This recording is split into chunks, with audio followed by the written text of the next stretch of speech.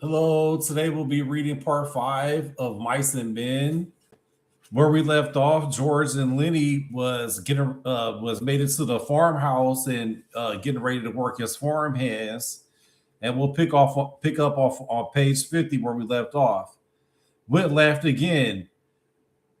You do, you do if you have been around these ranches much. Guy that wants to look over a ranch comes in Saturday morning. He gets Saturday night supper and three meals on Sunday, and he can quit Monday morning after breakfast without turning his head. But you come to work Friday noon, you got to put in a day and a half no matter how you figure. George looked at him levelly. We're gonna stick around a while, he said. Me and Lenny gonna roll up a steak. The door opened quickly, and the stable buck put in his head, a lean black head lined with pain, the eyes patient. Mr. Slim? Slim took his eyes from old Candy. Huh? Oh, hello, Crooks. What's the matter? You told me to warm up tar for that mule's foot. I got it warm. Oh, sure, Crooks. I'll come right out and put it on. I can do it if you want, Mr. Slim. No, I'll come do it myself. He stood up. Crooks said, Mr. Slim, yeah. That big new guy's messing around your pups out in the barn. Well, he ain't doing no harm. I give him one of them pups. Just thought I'd tell you, said Crooks. He's he's taking them out of the nest and handling them. That won't do them no good. He won't hurt them, said Slim. I'll come along with you now. George looked up. If that crazy bastard's fooling around too much, just kick him out, Slim. Slim followed the stable buck out of the room. George dealt with Wit. George dealt and Wit picked up the cards and examined them. Seen the new kid yet? He asked. What kid? George asked. Why, Curly's new wife. Yeah, I seen her. Well, ain't she a Lulu? I ain't seen that much of her, said George. Wit laid down his cards impressively. Well, stick around and keep your eye open. You'll see plenty. She ain't concealing nothing. I never seen nobody like her. She got the eye going all the time on everybody. I bet she even gives the stable buck the eye. I don't know what the hell she wants. George asked casually, been any trouble since she got here? It was obvious that Wit was not interested in his cards. He laid his hand down and George scooped it in.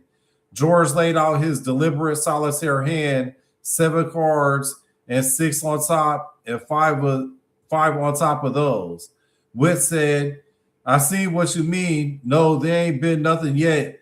Curly's got yellow jackets in his drawers, but that's all so far. Every time the guys is around, she shows up. She's looking for Curly, or she thought she left something laying around and she's looking for it. Seems like she can't keep away from the guys. And Curly's pants is just crawling with ants, but there ain't nothing come of it yet.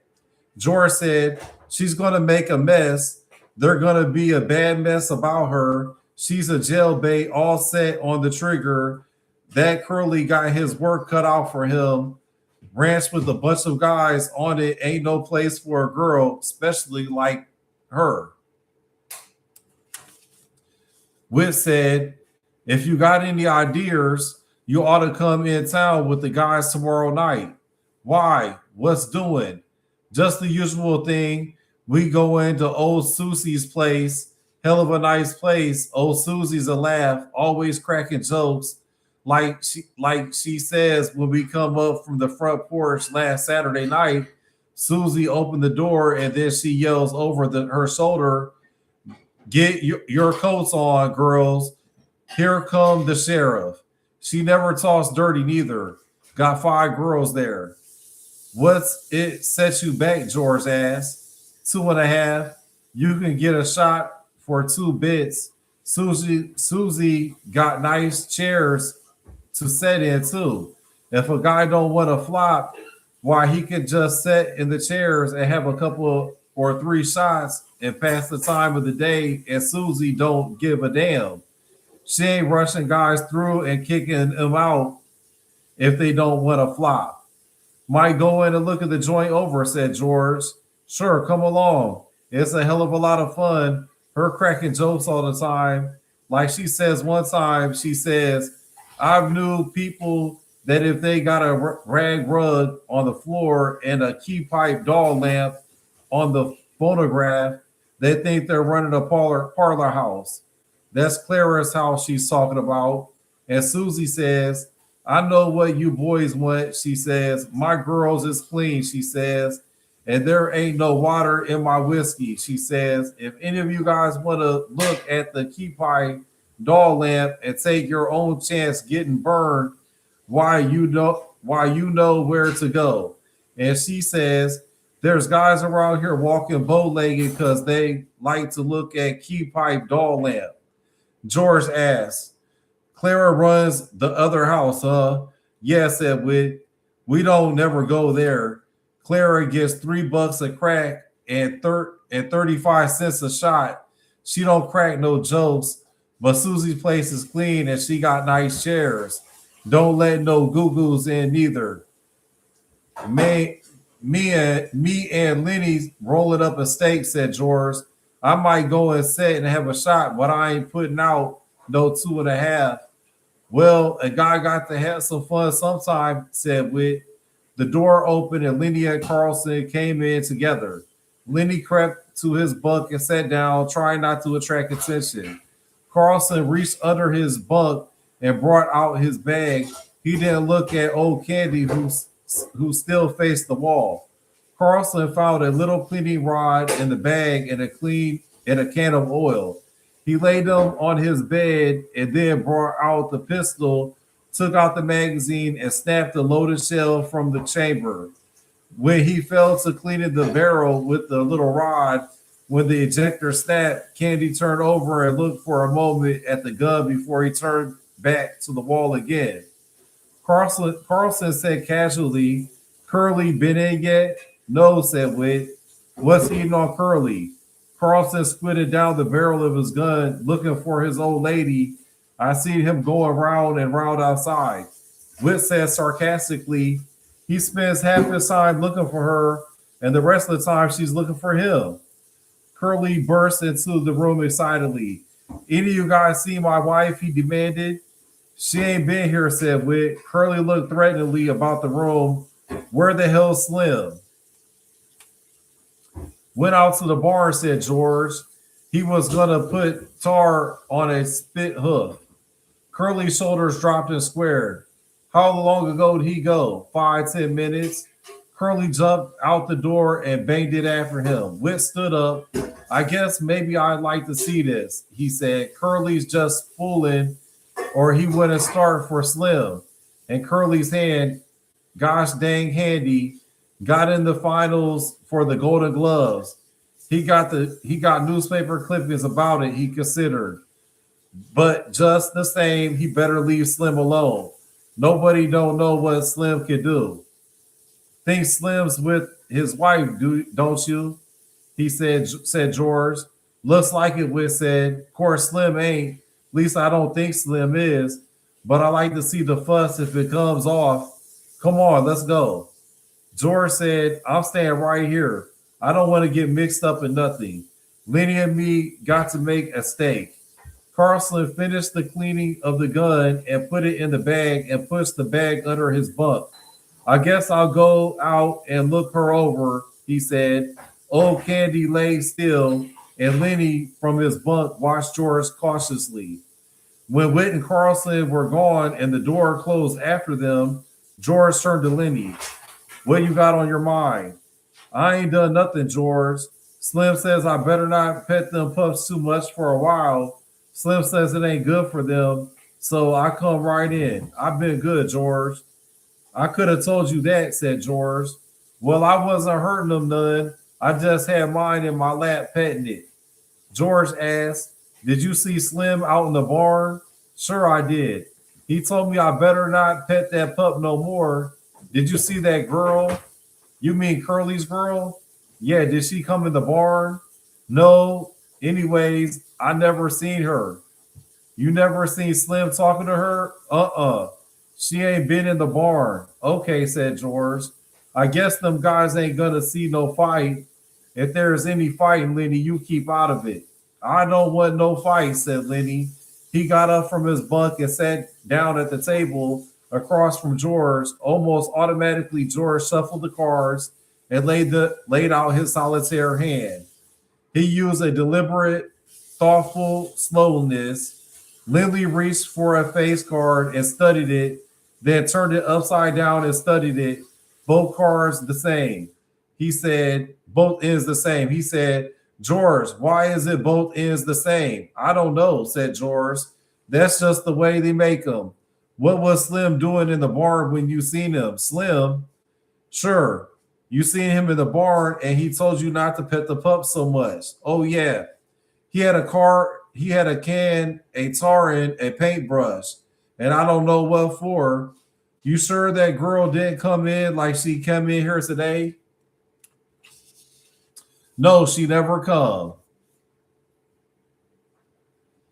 George sighed. You give me a good whorehouse every time. A guy can go in and get drunk and get everything out of his system all at once. Let me make sure I didn't skip a page.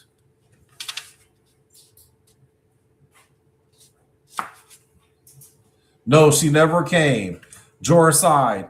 You give me a good whorehouse every time, he said. A guy can go in and get drunk and everything out of his system all at once. Ain't no messes. And he knows how much it's gonna set him back. These here jail baits is just set on the trigger of the hooscow. Lenny followed his words admiringly and moved his lips a little to keep up. George continued. You remember Andy Cushman, Lenny, went to grammar school? That the one that his old lady used to make hotcakes for the kids, Lenny asked. Yeah, that's the one. You can remember anything if there's anything to eat in it. George looked carefully at the solitaire hand. He put an ace up on his scoring rack and piled a 2, 3, 4 of diamonds on it.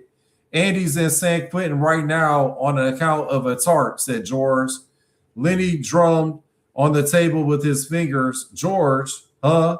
George, how long it gonna be till we get this little place and live on the fat of the land and rabbits?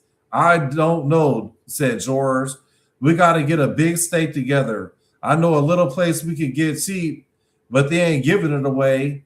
O'Candy turned slowly over. His eyes were wide open. He watched George carefully. Lenny said, tell about the place, George. I just told you just last night. Go on, tell again, George. Well, it's 10 acres, said George. Got a little windmill, got a little shack on it, and a chicken run. Got a kitchen, orchard, cherries, apples, peaches, cots, nuts. Got a few berries. There's a place for alfalfa and plenty of water to flood it. There's a pig pen and rabbits, George. No place for rabbits now, but I could easily build a few hutches and you could feed alfalfa to the rabbits. Damn right I could, said Lenny. You gosh dang right I could. George's hands stopped working with the cards. His voice was growing warmer. And we could have a few pigs. I could build a smokehouse like the one Grandpa had. And when we kill a pig, we could smoke the bacon and hams and make sausage and all like that. And when the salmon run up river, we could catch 100 of them and salt them down and smoke them. We could have them for breakfast. There ain't nothing so nice as smoked salmon. When the fruit come in, we could can it, and tomatoes, they're easy to can. Every Sunday we kill a chicken or a rabbit. Maybe we'd have a cow or a goat, and the cream is so gosh dang thick, you got to cut it with a knife and take it out with a spoon. Lenny watched him with wide eyes, and old Candy watched him too.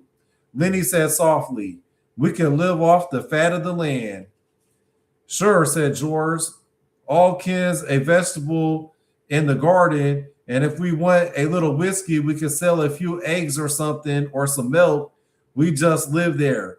We belong there.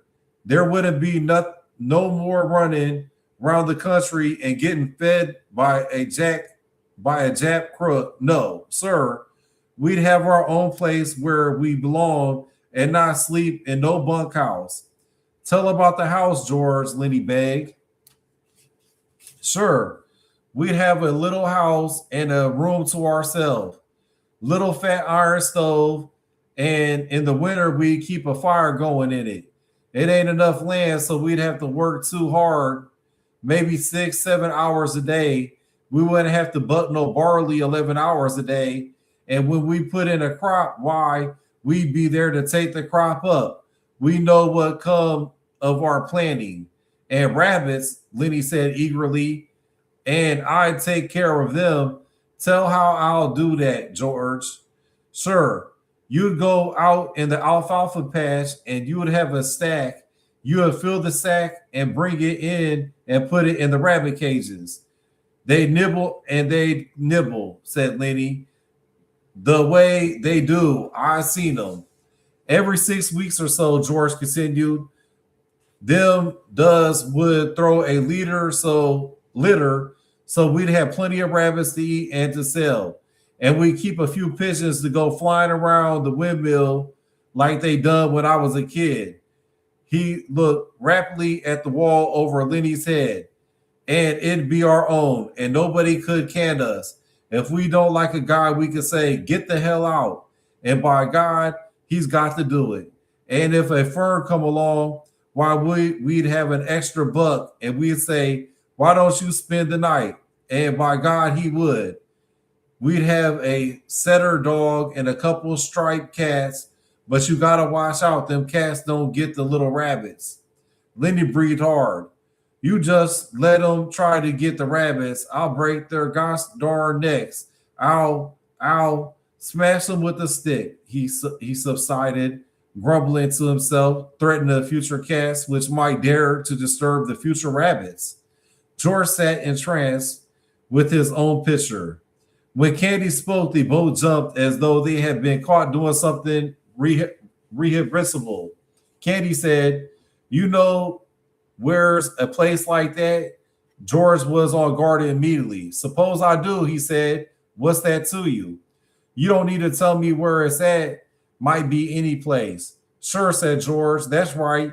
You couldn't find it in 100 years. Candy went on excitedly. How much they want for a place like that? George watched him suspiciously. Well, I could get it for $600. The old people that owns it is flat bust, and the old lady needs an operation. Say, what's it to you? You got nothing to do with us. Candy said, I ain't got much good with only one hand. I lost my hand right here on this ranch. That's why they give me a job swamping. And they give me $250 because I lost my hand. And I got 50 more saved up right in the bank right now. That's 300. And I got 50 more coming the end of a month. That you want, he leaned forward eagerly. Suppose I went in with you guys. That's $350 I'd put in.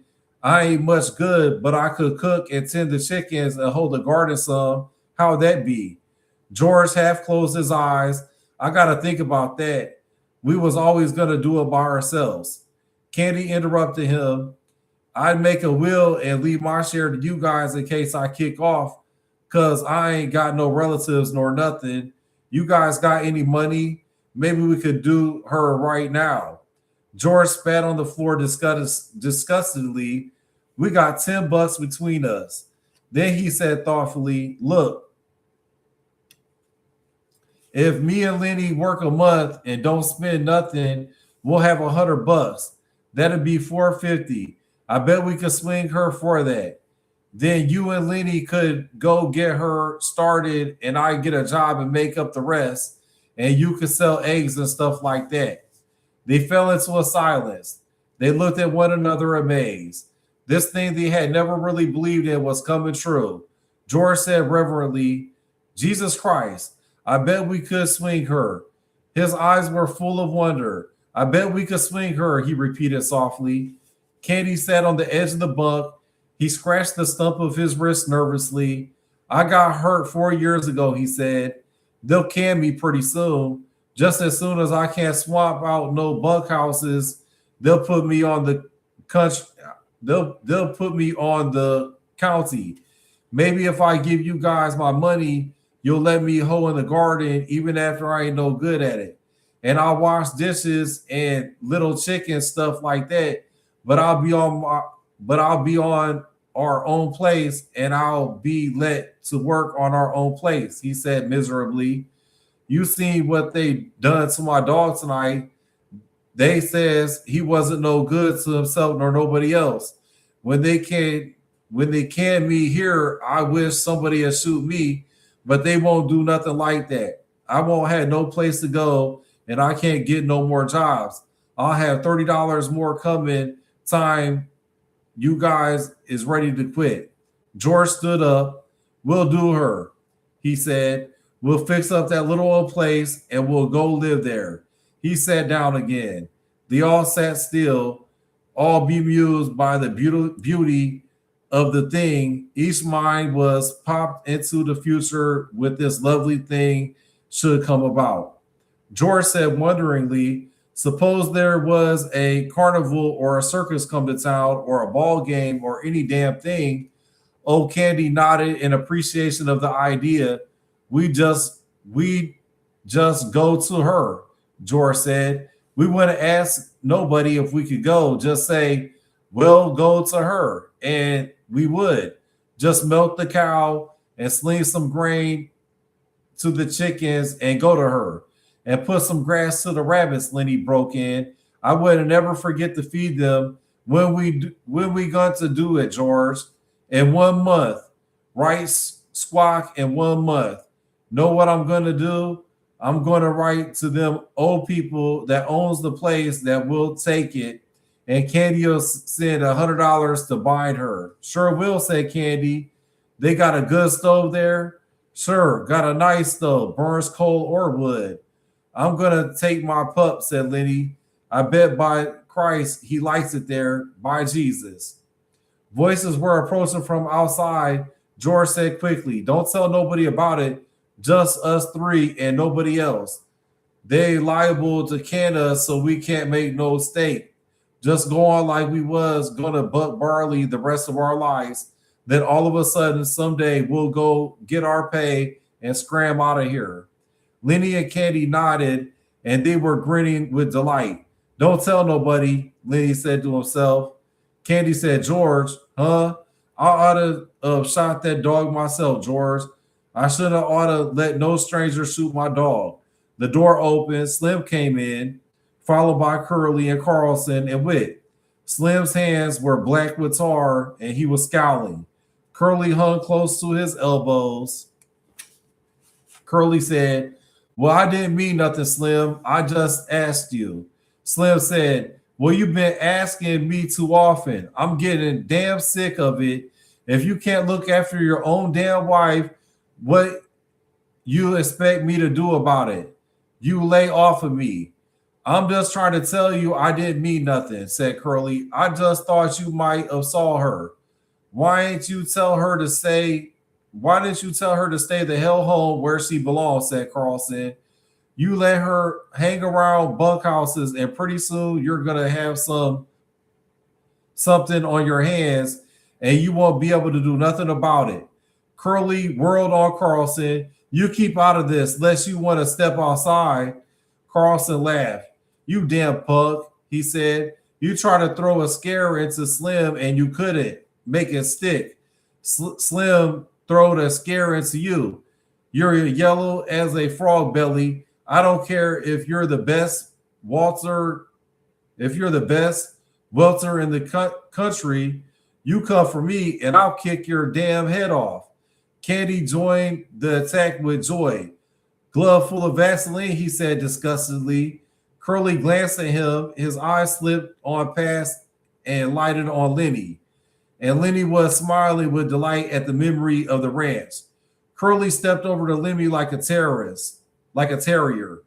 What the hell you laughing at? Lenny looked blankly at him, huh? Then Curly's rage exploded. Come on, you big bastard. Get up on your feet. No big son of a bitch is gonna laugh at me. I'll show you who's yellow. Lenny looked helplessly at George, and then he got up and tried to retreat. Curly was balanced and posed and slashed at Lenny with his left and then smashed down his nose with the right. Lenny gave a cry of terror. Blood welled from his nose. George, he cried. Make him let me alone, George. He backed until he was against the wall and Curly followed, slugging him in the face. Lenny's hand remained at his sides. He was too frightened to defend himself. George was on his feet yelling, "Get him, Lenny. Don't let him do it." Lenny covered his face with huge paws and bleated with terror. He cried, "Make him stop, George." Then Curly attacked his stomach and cut off his wind. Slim jumped up. "The dirty little rat," he cried. "I'll get him myself." George put out his hand and grabbed Slim. "Wait a minute," he shouted. He cupped his hands around his mouth and yelled, "Get him, Lenny." Lenny took his hands away from his face and looked about for George, and Curly slashed at his eyes. The big face was covered with blood. George yelled again, "I said get him." Curly's fist was swinging when Lenny reached for it. The next minute, Curly was flopping like a fish on a line, and his closed fist was lost in Lenny's big hand. George ran down the room. "Let go of him, Lenny, let go." But Lenny watched in terror the flopping little man whom he held. Blood ran down Lenny's face. One of his eyes was cut and closed. George slapped him in the face again and again and said Lenny held on to the closed fist. Curly was white and shrunken by now, and his struggling had become weak. He stood crying, the fist lost in Lenny's paw. George shouted over and over, "Let go of his hand, Lenny. Let go, Slim. Come help me while the guy got any hand left."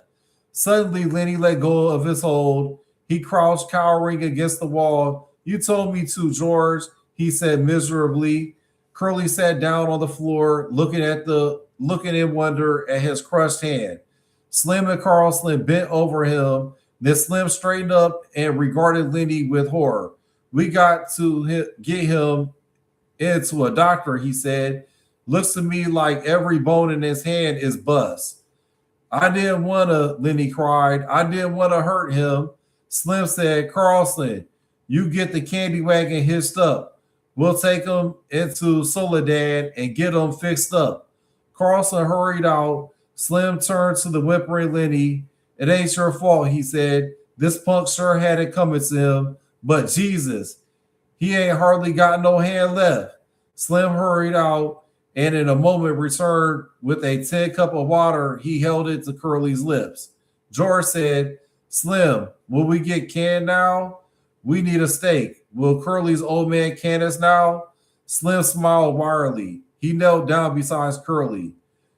"You got your senses in hand enough to listen?" he asked. Curly nodded. "Well, then listen," Slim went on. "I think you got your hand caught in a machine. If you don't tell nobody what happened, we ain't going to. But you just try to get this guy canned, and we'll tell everybody, and then you will get the laugh." "I won't tell," said Curly. He avoided looking at Lenny. Buggy wheels sounded outside. Slim helped Curly up. "Come on now. Carlson's going to take you to a doctor." He helped Curly out the door. The sound of wheels drew away. In a moment, Slim came back into the bunkhouse. He looked at Lenny, still crouched fearfully against the wall. "Let's see your hands," he asked. Lenny stuck out his hands. "Christ almighty, I hate to have you mad at me," Slim said. George broke in. "Lenny was just scared," he explained. "He didn't know what to do. I told you nobody ought never to fight him. No, I guess it was Candy I told." Candy nodded solemnly. "That's just what you done," he said. "Right this morning when Curly first lit into your friend, he says, 'You better not fool with Lenny if he knows what's good for him.' That's just what you says to me." George turned to Lenny. "It ain't your fault," he said. You don't need to be scared no more. You done just what I told you to. Maybe you better go in the washroom and clean up your face. You look like hell. Lenny smiled with his bruised mouth. I didn't want no trouble, he said. He walked towards the door, but just before he came to it, he turned back. George, what you want? I can still tend the rabbits, George. Sir, you ain't did nothing wrong. I didn't mean no harm, George. Well, get the hell out and wash your face. And that's the end of the chapter. And so next will be on we'll be on page 66. There is no chapters in this book.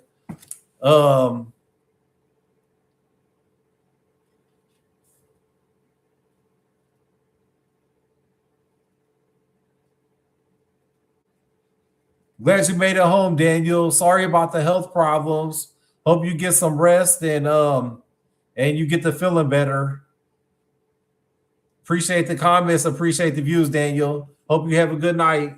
Thanks for everybody for listening. I'll catch you guys on the next video. Bye.